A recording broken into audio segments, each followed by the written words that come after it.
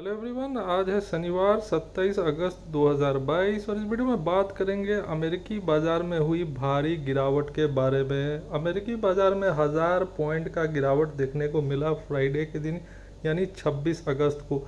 3% से ज़्यादा की गिरावट देखने को मिली है डाउ जोन्स इंडस्ट्रियल एवरेज में। और गिरावट के पीछे एक ही कारण है, एक ही शख्स है। शख्स का नाम है जेरोम पोवेल। और वो कौन है? वो अमेरिका के जो सेंट्रल बैंक है, जब फेडरल रिजर्व, उसके चेयरमैन है। और उन्होंने कुछ ऐसा बयान दे दिया जिसके बाद अमेरिकी बाजार में एक तेज़ गिरावट देखने को मिली। आप ग्राफ में क्लियरली देख सकते हैं, अमेरिकी बाजार फ्राइडे के दिन कभी संभला ही नहीं, गिरते ही चला गया। और रीज़न था जेरोम पोवेल का स्टेटमेंट। वहाँ के जो सेंट्रल बैंक है, फेडरल रिजर्व, उसके जो चेयरमैन है, उन्होंने कहा है कि इन्फ्लेशन को कंट्रोल करने के लिए वो कोई भी हार्ड स्टेप ले सकते हैं। अमेरिका में इन्फ्लेशन बहुत हाई है। अमेरिका में जो महंगाई यानी इन्फ्लेशन है वो 40 साल के हाईएस्ट लेवल्स पे है। और ऐसे में जेरोम पोवेल ने कहा है कि इंटरेस्ट रेट को हाइक करने से वो पीछे नहीं हटेंगे इन्फ्लेशन को कंट्रोल करने के लिए। तो इन्फ्लेशन तो इससे ज़रूर कंट्रोल में आएगा, पर जो इकोनॉमिक ग्रोथ है वो स्लो हो जाएगा और इसका सीधा असर स्टॉक मार्केट पे पड़ता है। इसीलिए स्टॉक मार्केट में इतना तेज़ रिएक्शन देखने को मिला। और डाउ जोन्स 1000 पॉइंट फिसला है। डाउ जोन्स ही नहीं फिसला है फ्रेंड्स, अगर आप कंपेयर करें, अगर आप देखें बाकी इंडेक्स को, तो बाकी इंडेक्स भी अमेरिका के वैसे ही फिसले हैं। S&P 500 में भी 3.37% की गिरावट। नेस्डैक, जिसमें ज़्यादातर आईटी कंपनीज है, उसमें 4% के आसपास की गिरावट देखने को मिली है।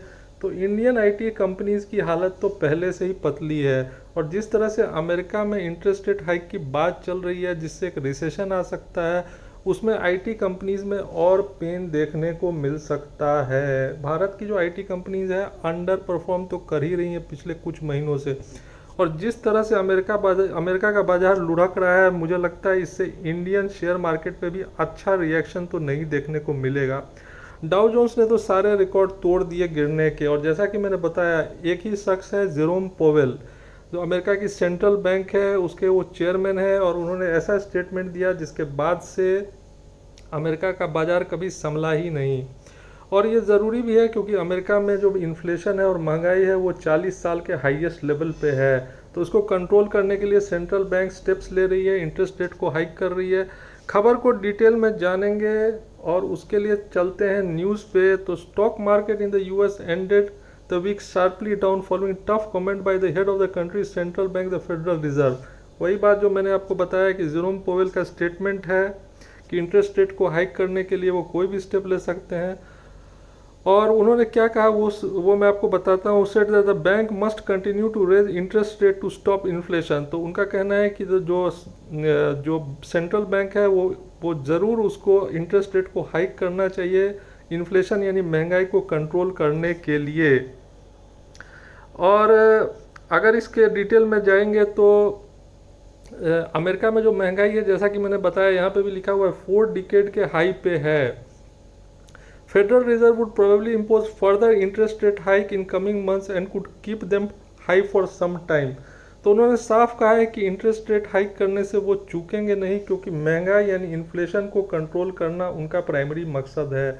और ऐसे में अमेरिका का बाजार खूब लुढ़का है फ्राइडे के दिन, और इसका असर भारतीय शेयर बाजार पे भी देखने को मिल सकता है। जैसा कि मैंने बताया कि नेस्डैक, जहां आईटी कंपनीज का इंडेक्स है अमेरिका का, वो भी लुढ़का है। और इंडिया की आईटी कंपनीज ऐसे ही अंडर परफॉर्म कर रही है। तो आईटी शेयर्स पे खास नज़र रहेगी अब अगले हफ्ते जब इंडियन शेयर बाज़ार खुलेगा। तो ये है अमेरिका के बाज़ार का हाल। जैसा कि मैंने बताया कि अमेरिका